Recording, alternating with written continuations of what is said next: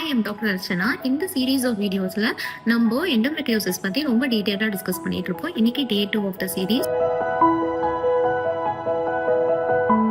நம்ம ப்ரீவியஸ் வீடியோல எண்டோமெட்ரியோசிஸ்னா என்னன்னு பார்த்தோம். எண்டோமெட்ரியோசிஸ்னா என்னன்னா கர்ப்பப்பை உள்ள ஃபார்ம் ஆகிற லைனிங் வந்து சம்டைம்ஸ் வெளியில ஃபார்ம் ஆச்சுன்னா அது பேர் எண்டோமெட்ரியோசிஸ் சொல்லுவோம். இந்த வீடியோல நம்ம என்னென்ன சிம்டம்லாம் ஒரு பேஷண்ட்டுக்கு இருந்தா நம்ம எண்டோமெட்ரியோசிஸ் சஸ்பெக்ட் பண்றோம் அப்படின்னு பார்க்கலாம்.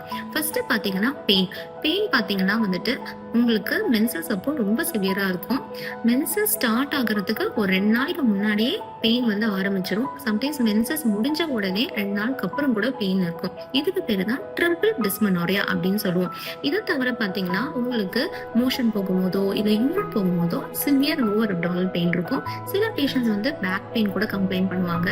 ரொம்ப ஃப்ரீக்வெண்டா இன்டர்கோர்ஸ் அப்போ வந்து கப்பிள்க்கு பெயின் இருக்கலாம். இதை தவிர முக்கியமா எண்டோமெட்ரியோசிஸ் காசஸ் இன்ஃபர்டிலிட்டி.